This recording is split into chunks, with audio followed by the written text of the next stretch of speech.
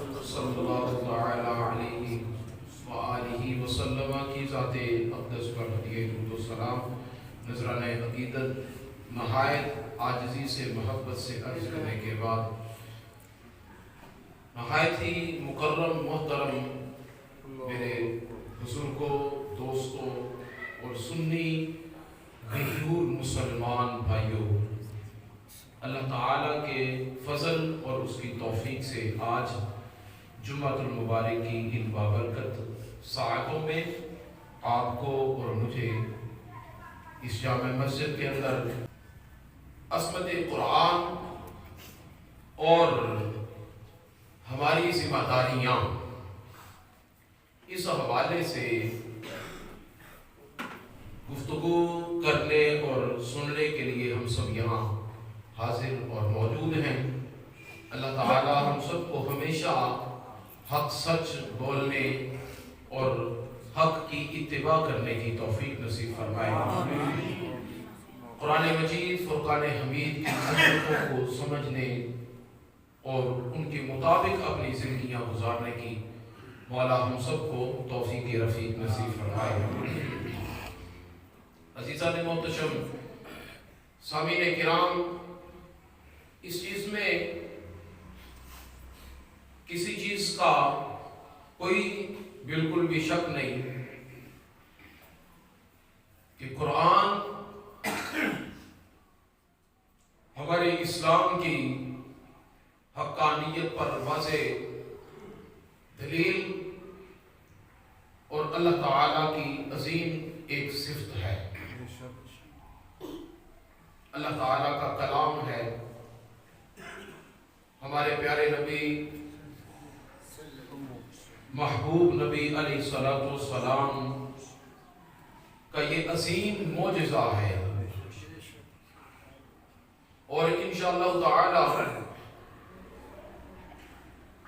یہ خدا نے ہمیں اپنے محبوب علیہ الصلوۃ والسلام کے وسیلے سے عطا کیا ہے، تو انشاءاللہ تعالی یہ قیامت تک ہمیشہ رہے گا۔ سبحان اللہ۔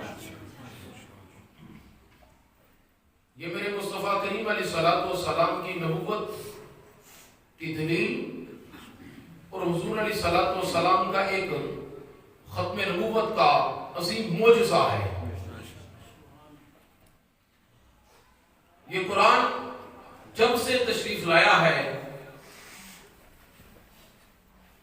تب سے لے کر اپنے معاصرین کو، اپنے مخالفین کو چیلنج کر رہا ہے، اور انشاءاللہ تعالی قیامت تک یہ قرآن اپنی اس للکار کو بالکل واضح انداز میں اور بالکل صاف انداز میں ہر کسی تک اپنا پیغام پہنچاتا رہے گا۔ لہذا وہ لوگ کامیاب ہیں کہ جو اپنی زندگیاں قرآن و سنت کے مطابق گزارتے ہیں۔ وہ لوگ دونوں جہان کے اندر سرخرو ہیں کہ جو اپنی زندگیاں اس قرآن کی روشنی میں گزارتے ہیں۔ لہذا اے مسلمانوں، اگر نجات چاہتے ہو تو قرآن سے وابستہ ہو جاؤ۔ مسلمانوں، اگر بقا چاہتے ہو تو قرآن سے اپنا رشتہ مضبوط کر لو، قرآن سے لو لگا لو، کیونکہ جس نے قرآن کے ساتھ رشتہ محبت قائم کیا ہے، پھر قرآن نے ہر میدان میں اسے وفاداری کا ثبوت پیش کیا ہے، اور جس نے قرآن کے ساتھ رشتہ داری نہیں لگائی، جس نے قرآن کے ساتھ محبت کا واسطہ قائم نہیں کیا، وہ اس دنیا کے اندر بھی ناکام و نامراد رہتا ہے، اور آپ دیکھیں گے کہ وہ میدان محشر میں، میدان حشر میں، میدان قیامت میں بھی وہ ناکام اور نامراد ہی رہے گا۔ نجات فقط اللہ کے حبیب علیہ الصلوۃ والسلام کی اتباع میں اور قرآن کی پیروی میں ہے۔ اپنے بچوں کو قرآن کریم کی تعلیم دلواؤ، تمام علوم میں سے قرآن کے علم کو اولین درجے پر رکھو، باقی سارے علم بعد میں ہیں، باقی سارے علم ختم ہونے والے ہیں، باقی سارے علوم فانی ہیں، باقی سارے علوم اس دنیا کی زندگی تک ہیں، آپ کی چلتی زندگی کے ساتھ ساتھ ہیں، لیکن قرآن کا علم فانی علم نہیں ہے، یہ بقا کا درجہ رکھتا ہے۔ یہ قرآن کا علم آپ کی دھڑکنوں کے بند ہونے کے ساتھ ختم نہیں ہوگا، بلکہ قبر میں بھی آپ کا ساتھ دے گا۔ قرآن کا علم آپ کو اس دنیا کے اندر ہی سکون نہیں میسر کرے گا، جب ساری رشتہ داریاں اور سارے ناطے اور سارے تعلقات جب آپ کو چھوڑ کر اندھیری گور میں قبر میں چھوڑ کر آپ کو واپس آ جائیں گے۔ اگر اس عالم میں اگر آپ نے کسی نے آپ کے ساتھ وفاداری نبھائی اور کسی نے آپ کا دل لگایا تو وہ قرآن ہے۔ اگر اس لمحے کہ جب آپ کی ماں، آپ کے باپ نے، آپ کے رشتہ داروں نے، آپ کے اعزاء اقربا نے، آپ کے بہن بھائیوں نے، آپ کے دوست و احباب نے، ہر چیز میں آپ کا ساتھ چھوڑ دینا ہے اور آپ کو اکیلے تنہائی کی اس اندھیری کوٹھڑی میں چھوڑ کر جب وہ واپس آ جائیں گے، آپ کا دکھ درد کا مداوع کوئی نہیں ہوگا۔ قرآن اس لمحے بھی آپ کو سکون میسر کرے گا۔ قرآن اس لمحے بھی آپ کو آ کر ایسا عظیم سکون میسر کرے گا کہ انشاءاللہ تعالی زندگی کے اندر آپ کو ایسا سکون نہیں ملا۔ پھر آپ کو قرآن ثابت کر دے گا کہ ہاں دیکھ، اگر دنیا میں تو نے میرے ساتھ یہ واسطہ تعلق اور رشتہ نبھایا تھا تو دیکھ آج اس عالم میں کہ جب سارے تجھے چھوڑ گئے ہیں میں آج بھی تیرے ساتھ ہوں۔ مسلمانوں قرآن کو اگنور نہ کرو، مسلمانوں قرآن کو پیچھے نہ کرو۔ اپنے گھروں کے اندر قرآن پاک رکھ کے الماریوں کے اندر رکھنے سے فقط برکت نہیں ہوتی، قرآن پاک کی روزانہ اٹھ کے تلاوت کیا کرو، قرآن پاک کی زیارت کیا کرو۔ یہ قرآن وہ میرے محبوب علیہ الصلوۃ والسلام کا عظیم معجزہ ہے کہ جسے پڑھے تو میرے مصطفیٰ کی یاد آتی ہے، جسے دیکھے تو میرے مصطفیٰ کی یاد آتی ہے، جسے چھوئے تو میرے محبوب علیہ الصلوۃ والسلام کے ان عظیم اور امانتدار صحابہ کی یاد آتی ہے۔ تو عزیزان گرامی قدر، قرآن ایک ایسی لازوال اور ایسی بے مثال دولت ہے کہ جس کے پاس یہ دولت ہے وہ دنیا کے کسی بھی کونے پر غریب نہیں ہو سکتا، وہ غریب نہیں ہو سکتا۔ آپ لاکھوں میں، کروڑوں میں اور اربوں میں اور مہنگی ترین گاڑیوں میں گھوم سکتے ہو، مہنگے ترین بنگلوں میں رہ سکتے ہو آپ، اور دنیا کی مختلف جب وہ عیاشیوں کے اندر اپنے آپ کو بدمست کر کے دنیا کی ہر عیاشی کر سکتے ہو، دنیا کی دولت کے ساتھ ہر ایک کے ساتھ جو ہے وہ اپنی زندگی میں انجوائے کر سکتے ہو، لیکن اگر قرآن کی دولت سے آپ بے بہرا ہیں تو آپ کے پاس خدا کی قسم کچھ بھی نہیں ہے، آپ کے پاس کچھ بھی نہیں ہے۔ اس کے مقابلے میں وہ کہ جس کے سینے میں قرآن موجود ہے، اس کے مقابلے میں وہ کہ جس کی زبان پر قرآن کی تلاوت موجود ہے، اس کے مقابلے میں وہ کہ جس کی آنکھوں میں قرآن کے جلوے موجود ہیں، اس کے مقابلے میں وہ کہ جس کی شب و روز قرآن کی تلاوت ذکر اذکار کے ساتھ وہ شب زندہ دار رہتا ہے، وہ ایک کوٹھری کے اندر بھی رہے، وہ سائیکل کا سوار بھی ہو، اس کی جیبیں خالی بھی ہو، وہ دنیا کے اندر سب سے غریب ترین بھی تصور کیا جائے، آؤ میرے خدا سے پوچھو، خدا فرماتا ہے وہ دنیا کا امیر ترین شخص ہے جس کے پاس قرآن کی دولت موجود ہے۔ کیوں؟ اس لیے کہ ساری کی ساری دولتیں چھوڑ جائیں گی، آپ خالی ہاتھ اس دنیا سے جائیں گے، مگر جس نے قرآن کی دولت کو سینے کے ساتھ لگایا وہ میدان محشر میں بھی قرآن کے سائے تلے نیچے چلتا ہوا نظر آئے گا۔ اس لیے عزیزان گرامی قدر یہ ایک پیغام ہے کہ اپنے بچوں کو، اپنی اولادوں کو قرآن کی تعلیم سے آراستہ کریں، قرآن کی تعلیم سے آراستہ کریں، قرآن کی تعلیم سے مسیت کریں۔ مغرب کے ہتھ کنڈوں پہ آپ استعمال نہ ہو، یورپ اور انگریز کے ہتھ کنڈے وہ اسی طرف ہمیں لے جا رہے ہیں، آپ ان میں استعمال نہ ہو۔ لہذا وہ یہ چاہتے ہیں کہ قرآن کی ان کی بیک پر کر دیا جائے، ان کے پیچھے کر دیا جائے، قرآن سے انہیں بے بہرا کر دیا جائے، قرآن کی تعلیم سے انہیں جو ہے وہ ناشنا کر دیا جائے۔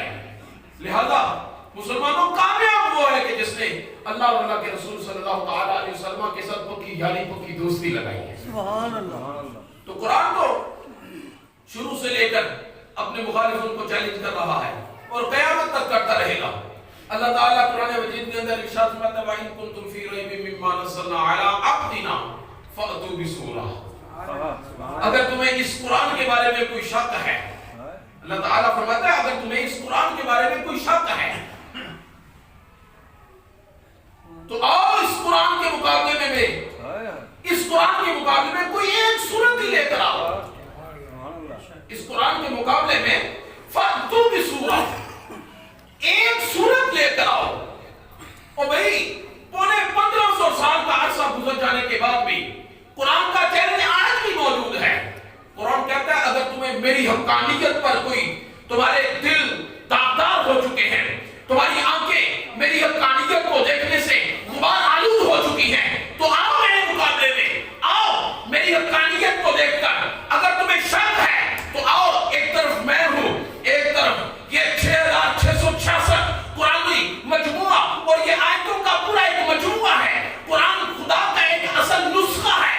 آپ اس کے مقابلے میں کوئی ایک سورت لے کر آؤ، بھئی سورت نہیں لا سکتے کوئی ایک آیت لے کر آؤ، اگر کوئی آیت نہیں لا سکتے قرآن کے مقابلے میں کوئی ایک حرف لے کر آؤ۔ قرآن کہتا ہے لے کر تو آؤ، فَأْتُوا بِسُورَةٍ مِّن مِّثْلِهِ وَادْعُوا شُهَدَاءَكُم مِّن دُونِ اللَّهِ۔ قرآن تو اکیلا کھڑا ہے، قرآن اپنے ساتھ کسی کو نہیں بلا رہا، قرآن اپنے ساتھ کسی حمایتی کو نہیں بلا رہا، لیکن تمہیں دعوت دیتا ہے کہ نہیں میں اکیلا ہوں، اگر تم آنا چاہتے ہو تم اکیلے نہ ہو، تم اپنے حمایتیوں کو بلاؤ، تم اپنے گواہوں کو بلاؤ، تم اپنے جگہ سہولت کاروں کو بلاؤ، تم یہودیوں کو بھی اکٹھا کرو، تم نصرانیوں کو بھی اکٹھا کرو، تم مجوسیوں کو بھی اکٹھا کر دو، تم سارے مل کر آؤ اور مل کر میرے مقابلے میں کوئی ایک حرف لے کر آؤ، کوئی ایک حرف لے کر آؤ۔ وَادْعُوا شُهَدَاءَكُم مِّن دُونِ اللَّهِ، اللہ کے سوا سارے مل کے اکٹھے ہو جاؤ اور اس قرآن کا مقابلہ کرو۔ خدا فرماتا ہے کہ تم قیامت آ جائے گی مگر قرآن کے مقابلے میں کہ آیت بھی نہیں لے گا۔ جب نہیں لا سکتے اور نہیں لا سکتے اور نہیں لا سکتے، فَإِن لَّمْ تَفْعَلُوا، قرآن کہتا ہے نہیں تم کر سکتے، وَلَن تَفْعَلُوا، اور تمہیں ہم پیشگی یہ اقرار کرتے ہیں تم کسی صورت نہیں کر سکتے۔ دیکھیں نا قرآن کا اسلوب دیکھیں، فَإِن لَّمْ تَفْعَلُوا، اگر تم ہرگز نہ کر سکو، وَلَن تَفْعَلُوا، اور پھر ہم تمہیں کہتے ہیں کہ تم نہیں کر سکتے، فَاتَّقُوا النَّارَ الَّتِي وَقُودُهَا النَّاسُ وَالْحِجَارَةُ، تو پھر ہم تمہیں ایک پیغام ضرور دیتے ہیں کہ اس کی مخالفت کر کے جہنم کے ایندھن نہ بن جاؤ، اپنے نام دوزخ کے اوپر نہ لٹکاؤ، اپنے نام دوزخ پر نہ لکھو۔ اللہ تبارک و تعالیٰ کی بارگاہ اقدس سے جو ان کی مخالفت کرتے ہیں وہ جہنمی ہیں۔ قرآن کا واضح اعلان ہے کہ جو قرآن کی مخالفت کرتا ہے وہ جہنمی کتا ہے، جو قرآن کے اسلوب کی مخالفت کرتا ہے وہ خدا کا بھی نافرمان ہے، خدا کے دین کا بھی باغی ہے، اور اللہ تعالیٰ کے تمام انبیاء کرام علیہ السلام کا بھی باغی ہے۔ لہذا قرآن کی تعلیمات کو اپنے لیے لازم کرو۔ یہ بے ایمان قرآن کو مٹانے کی کوشش کرتے ہیں، یہ جلانے کی کوشش کرتے ہیں۔ آپ اپنی تاریخ کو پڑھ کر دیکھیں، یہ کوئی پہلی دفعہ نہیں ہوا، یہ شروع سے لے کر رہے ہیں، یہ اوچھے ہتھ کنڈے استعمال کر کے قرآن کی تعلیمات کو مغلوب کرنے کی کوشش کرنا چاہتے ہیں، قرآن کو پیٹ پر لے جانے کی کوشش کرنا چاہتے ہیں، لیکن نہیں، آج تک قرآن کی تعلیم باقی ہے اور انشاءاللہ تعالیٰ قیامت تک باقی رہے گی، کوئی بھی اسے مٹا نہیں سکتا۔ اللہ تعالیٰ فرماتا ہے یریدون لیطفئوا نور اللہ بافواہہم، یہ بے ایمان یہ چاہتے ہیں کہ خدا نے جو ایک یہ شمع روشن کی ہے، یہ اللہ تعالیٰ کی شمع ہے، خداوند قدوس نے اس شمع کو روشن کیا ہے، یہ کتنی پیاری شمع ہے، یہ اتنی عظیم اور اتنی خوبصورت شمع ہے کہ اس شمع نے دونوں جہاں روشن کر دیے ہیں۔ کفر کی ظلمتوں کو اس نے پارا پارا کر کے رکھ دیا ہے، بغاوت کرنے والوں کے گھروں میں اس نے جب ان کی بغاوت کو ناکام بنا کے رکھ دیا ہے۔ اس قرآن کی روشنی نے غیروں کے گھروں میں ایسا اجالا کر دیا ہے کہ ان کی نسلوں کے اندر خدا نے اپنے پیدا کر دیے ہیں۔ قرآن نے ایسے اپنے جلوے بکھیرے ہیں کہ جس نے سینے کے ساتھ لگایا ہے، رب کائنات نے اس کو بھی اس دنیا کے اندر بھی ایسا روشن کیا ہے کہ اس کی روشنی بھی لوگوں کے سامنے ایک عبرت کا نشان بن کر ہے۔ عزیزان گرامی قدر، قرآن کہتا ہے کہ میں نے تو، اللہ تعالیٰ فرماتا ہے میں نے تو یہ ایک نور، ایک روشنی، ایک دیا جلایا ہے، یہ میں نے ہدایت کا سرچشمہ بنایا۔ اور یہ بغاوت کرنے والے یہ باغی کیا کرتے ہیں؟ یہ چاہتے ہیں لیطفئوا بافواہہم، جس طرح یہ اپنی جلائی ہوئی موم بتی جو چھوٹی سی لالٹین ہے اس کو اپنے منہ کی پھونک سے اسے تو بجھا دیتے ہیں، یہ سمجھتے ہیں ہم قرآن کو بھی ایسے بجھا دیں گے، یہ قرآن کو بھی ایسے بجھا، نہیں، خدا فرماتا ہے نہیں، یہ تمہاری جلائی ہوئی لالٹینیں ہیں، یہ موم بتیاں ہیں جسے تم خود جلاتے ہو اور خود جلا کے اپنے منہ کی پھونکوں سے خود بجھا دیتے ہو، یہ خدا رحمان کا جلایا ہوا دیا ہے، یہ اللہ تعالیٰ نے جلایا ہے۔ واللہ متم نورہ، خدا فرماتا ہے میں اسے مکمل کر کے چھوڑوں گا، میں اسے مکمل کر کے چھوڑوں گا، متم نورہ ولو کارہ الکافرون، ان کی چیخیں جتنی مرضی نکلتی رہیں، یہ جتنے مرضی بھلبلاتے رہیں، یہ جتنے مرضی اپنے سر کے بالوں سے لے کر اپنے پاؤں کے ناخنوں تک جتنے مرضی ابلتے رہیں، خدا فرماتا ہے میں ان کو جلا کے چھوڑوں گا، ان کو راکھ کر کے چھوڑوں گا۔ یہ قرآن کو جلاتے ہیں، نہیں، قرآن کل بھی زندہ تھا، قرآن قیامت تک زندہ رہے گا۔ آپ جانتے ہیں ہلاکو خان کو، ہلاکو خان جب وہ بغداد کی طرف آیا نا، اس نے بغداد کی طرف آ کر ظلم و ستم کیے، اس وقت کہ جب بغداد اسلام کا سب سے بڑا، مدینہ طیبہ کے بعد، مدینہ منورہ کے بعد اسلام کا سب سے بڑا قلعہ تصور کیا جاتا تھا،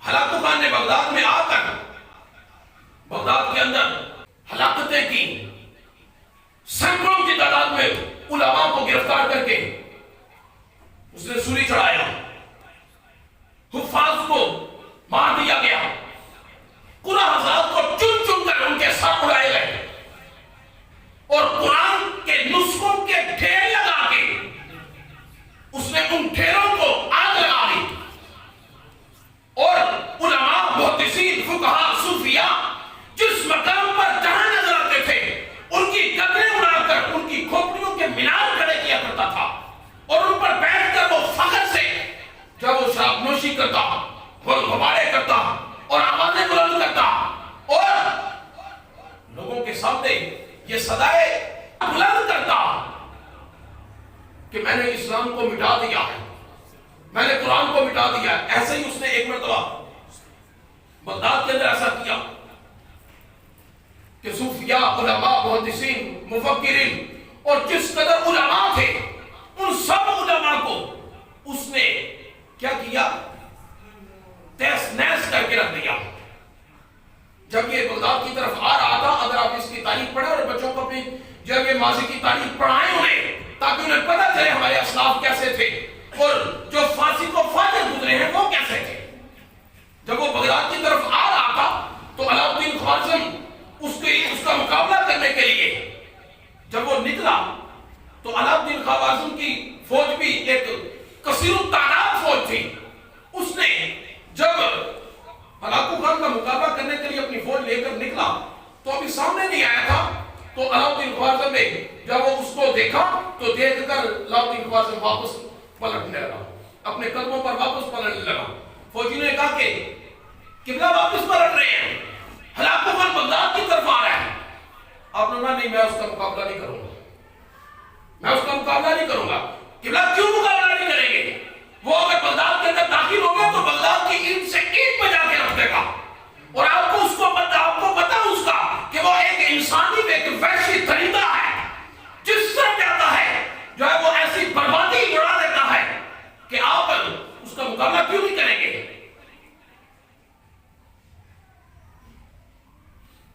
ہلاکو خان جب آیا تو بدقسمتی کے ساتھ بغداد کے اس وقت کے حالات بھی ایسے تھے جیسے آج ہمارے حالات ہیں. جو مرضی جیسا مرضی کر رہا ہے کرتا ہے، کوئی کسی کو پوچھنے والا نہیں، کوئی کسی کا ہاتھ روکنے والا نہیں، کوئی کسی کی زبان روکنے والا نہیں، کسی کی کوئی باز گشت کرنے والا نہیں ہے. اور ایسی تباہی جب آتی ہے تو پھر نیکوکاروں کو وہ بھا کر لے جاتی ہے. علاؤدین خوارزم نے کہا کہ میں نے جب آتے ہوئے اس ہلاکو خان کی فوج کو دیکھا جو میں نے دیکھا نا، آپ لوگوں نے نہیں دیکھا. قبلہ آپ نے کیا دیکھا؟ علاؤدین خوارزم نے تاریخ کے اندر اس کے الفاظ آج بھی ملتے ہیں. علاؤدین خوارزم نے کہا کہ میں نے جب ہلاکو خان کو آتے ہوئے دیکھا تو میں نے اس کی فوجوں کے سروں کے اوپر میں نے علماء کو، اولیاء کی روحوں کو دیکھا، میں نے فرشتوں کو دیکھا کہ اس ہلاکو خان کے سروں کے اوپر ان کی روحیں آ رہی تھی اور ان سے کہہ رہی تھی ایھا الکفرہ اقتلوا الفجرہ، اے کافروں جلدی سے بڑھو اور ان فاسق و فاجر اور بدکردار مسلمانوں کو صفاسی سے مٹا کے رکھ دو. وہ مسلمان تھے اور اس قسم کے مسلمان تھے. علاؤدین خوارزم کہتا ہے میں نے یہ سنا کہ جب اللہ تبارک و تعالیٰ کی نصرت اور خالق کائنات کی مدد شامل حال نہ ہو تو پھر ہمارا بھروسہ تو یہ ساز و سامان پر تھوڑی ہے. ہمارا بھروسہ تو جنگی سامان پر نہیں بلکہ اللہ تعالیٰ کی نصرت، اللہ تعالیٰ کی مدد پر ہے. جب اللہ تعالیٰ کی مدد ہمارے حال ساتھ شامل حال نہیں ہے تو پھر ہم اس کا مقابلہ نہیں کر سکتے. پھر اس نے وقت میں دیکھا، تاریخ نے دیکھا، ہلاکو خان نے پھر کیا کیا؟ دریائے دجلہ اس نے مسلمانوں کے خون سے، دریائے دجلہ جو ایک وسیع و عریض دریا تھا، مسلمانوں کے خون سے وہ سرخ ہو کر بہتا رہا. اور اس کے بعد جب اس نے مسلمانوں کو کا قتل عام کرنے کے بعد مسلمانوں کی لائبریریوں کی طرف اس نے رخ کیا. مسلمانوں کی لائبریری کی طرف جب وہ گیا تو علماء لکھتے ہیں کہ اس نے علماء کی، صوفیاء کی کتب کو دجلہ برد کیا. دریائے دجلہ میں اس قدر جب وہ بہا دیا کہ دریا کے اندر کتابوں کی سیاہی کی وجہ سے کئی روز تک جب وہ دریا سیاہی مائل ہو کر سیاہی کے ساتھ وہ بہتا، کالے رنگ کی سیاہی میں وہ دریا بہتا، اتنی کتابیں. آخر میں اس نے کیا کیا؟ قرآن کو پکڑا اور قرآن کے ہزاروں کی تعداد میں قرآن کے اس نے نسخے لکھے، ہزاروں کی تعداد میں قرآن کے نسخے لے کر اس نے بہت بڑا ڈھیر لگایا اور ڈھیر لگا کر ان کو جب وہ جلا دیا، خاکستر کر دیا. جلانے کے بعد وہ ڈھیر کے اوپر بعد اس کے اوپر بیٹھ گیا، شراب نوشی کرنے لگا اور اپنے عیسائیوں کو، پادریوں کو اور اپنی افواج کو اکٹھا کر کے کہنے لگا کہ اے عیسائیوں آؤ، میں تمہیں بتاؤں، پتہ نہیں تمہیں آپ لوگوں نے کتنے حملے کیے مسلمانوں کو مٹانے کے لیے، اسلام کو مٹانے کے لیے، قرآنی تعلیمات کو مٹانے کے لیے، پتہ نہیں آپ نے کتنے حملے کیے ہوں گے. آج میں تمہارے سامنے یہ دعویٰ کرتا ہوں کہ بغداد کی سرزمین سے میں نے اسلام کا نام و نشان مٹا دیا ہے. بغداد کی سرزمین سے میں نے قرآنی تعلیمات کو خاکستر کر کے رکھ دیا ہے. میں نے بغداد کے اندر سے قرآن کے سارے نسخے جلا دیے ہیں. لہذا تمہیں مبارک ہو. ہر طرف اگر پرچم لہرے گا تو عیسائیت کا لہرے گا، اگر سر نور رہے گا تو اسلام رہے گا. وہ یہ گفتگو کر رہا تھا، کرتے وہ گفتگو کر رہا تھا کہ ایک سائیڈ سے گلی کے اندر سے چھوٹا سا بچہ نکلا اور چھوٹا سا بچہ جب اس کے سامنے سے آیا تو مورخین لکھتے ہیں کہ ہلاکو خان کے سامنے سے وہ بچہ بلند آواز سے، سریلی آواز سے سورہ یاسین شریف کی تلاوت کرتے ہوئے اس کے سامنے سے گزر گیا. سورہ یاسین شریف کی تلاوت کرتے ہوئے سامنے سے گزرا. جب اس نے اس بچے کی سورہ یاسین پڑھتے ہوئے اس تلاوت کو سنا، ہلاکو خان نے اپنی فوج سے کہا، اپنے فوجیوں سے کہا کہ بھئی یہ بچہ کون ہے؟ مجھے بتاؤ یہ بچہ کون ہے؟ فوجیوں نے بتایا کہ یہ مسلمانوں کا بچہ ہے، یہ مسلمان ہے. ہلاکو کہنے لگا بتاؤ تو صحیح کیا آخر جو آرزویں کر رہا ہے، کوئی اس کی حاجتیں ہیں یا کچھ مانگ رہا ہے، بتاؤ تو صحیح یہ کیا کہہ رہا ہے؟ فوجی نے بتایا نہیں علاقوں کا، یہ اور کچھ نہیں کہہ رہا، یہ مسلمانوں کا قرآن تلاوت کرتا ہوا گزرتا جا رہا ہے۔ یہ کیا کر رہا ہے؟ یہ قرآن کی تلاوت کرتے ہوئے جا رہا ہے۔ علاقوں خان نے جب یہ سنا اپنا سر پٹکنے کے لیے اٹھ گیا اور چیختا چلاتا ہوا کہنے لگا کہ ایسا ہی ہو، آج میں تمہیں بتا دیتا ہوں، میں نے آج ایک فائنل یہ حملہ کیا تھا اس بغداد کے شہر پر کہ آج کے میرے حملے کے بعد میں اسلام کا نام مٹا دوں گا، قرآن کی تعلیمات مٹا دوں گا۔ ملاکو خان کہنے لگا تمہیں ایسا ہی ہو، آج میں تمہیں بتا دینا چاہتا ہوں، اس بچے نے یہاں سے میرے سامنے سے گزر کر قرآن کی تلاوت کر کے قرآن کا سرچشمہ بن کر اس نے میرے سامنے سے گزر کر مجھے جو اعلان کیا ہے وہ اعلان یہ ہے کہ اگر دنیا کے اندر کوئی دین باقی رہے گا تو وہ دین اسلام باقی رہے گا، اگر کوئی بیان باقی رہے گا تو مصطفیٰ کا قرآن باقی رہے گا، اس کے سوا کوئی کچھ بھی نہیں ہو سکتا۔ اگر دنیا کے اندر کچھ باقی رہے گا تو وہ دین اسلام باقی رہے گا، اور اگر کوئی کتاب باقی رہے گی تو وہ قرآن تعلیمات باقی رہے گی۔ تو اس طرح کئی آئے جو قرآن کی تعلیمات کو مٹانے کے در پہ تھے، مگر اللہ تبارک و تعالیٰ نے کیا فرمایا؟ اِنَّا نَحْنُ نَزَّلْنَا الذِّکْرَ، اس ذکر کو ہم نے نازل کیا، وَإِنَّا لَهُ لَحَافِظُونَ۔ بھئی دیکھو تو صحیح، ہم اس کی حفاظت کریں تو کوئی اسے مٹا کیسے سکتا ہے؟ پھر انگریز نے جب یہ دیکھا، انگریز نے یہ سارا کچھ دیکھنے کے بعد اس نے چال چلی۔ اس نے کیا چال چلی؟ اس نے چال یہ چلی کہ یہودیوں نے، عیسائیوں نے اور اس کے علاوہ دیگر مذاہب والوں نے قرآن کو بیٹ کرنے کی کوشش کی ہے، قرآن تعلیمات کو ختم کرنے کی کوشش کی ہے، لیکن یہ سارے ناکام ہو کے لوٹ گئے ہیں۔ لہذا یہ بڑا چالاک و چابند رہتا ہے۔ اس انگریز نے کیا کیا؟ اس نے برصغیر میں آیا، اور برصغیر میں آنے کے بعد سب سے پہلے کالجز کے اندر، یونیورسٹیز کے اندر، مدارس کے اندر اور اسلامی اداروں کے اندر وہ آ کر اس نے کیا کہا؟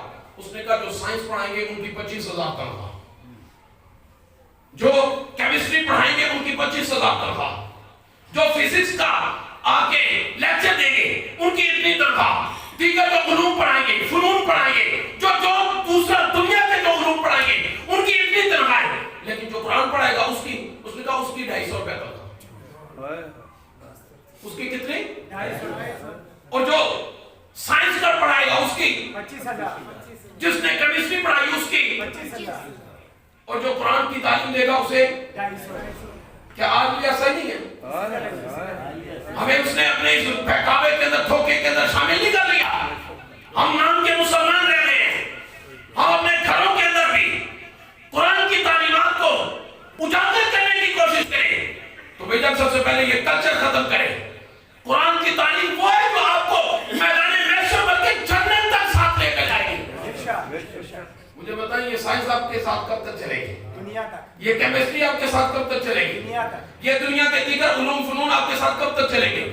آپ نے لاکھوں روپے، کروڑوں روپے لگا کر ایک بچہ میڈیکل کے لائن میں تیار کیا، وہ اربوں روپے کما کر بن گیا۔ مجھے بتائیں ایک طرف وہ جسے آپ نے میڈیکل لائن کے اندر اسے ٹاپ پہ کھڑا کر دیا اور اس پر کروڑوں لگائے، ایک طرف وہ ہے اور ایک طرف وہ جس کے باپ نے اپنے بچے کو صرف حافظ قرآن بنایا، اپنے بچے کو حافظ قرآن بنایا ہے۔ میرے آقا علیہ الصلوۃ والسلام نے ارشاد فرمایا من حفظ القرآن وعمل بما فيه البس الله تاجا يوم القيامة ضوءه احسن من ضوء الشمس۔